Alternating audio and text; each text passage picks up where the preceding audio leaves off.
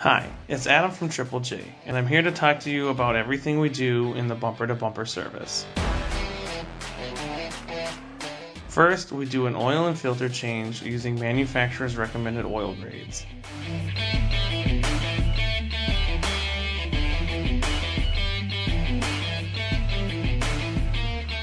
We inspect front and rear axle boots and joints if applicable. We inspect front and rear suspension and the drivetrain. We check the underbody for damage, rust, or corrosion. We inspect and rotate the tires and set the correct pressure. We clean and inspect the front and rear brakes. We check the fuel tank, lines, hoses, and connections, plus we add fuel injector cleaner to the tank. We test the battery and clean the terminals and charge it up if necessary. We check and clean the engine air filter and adjust the drive belts if necessary. We check and clean the air conditioning cabin filter. And finally, we perform minor chassis lubrication and top off any low fluids.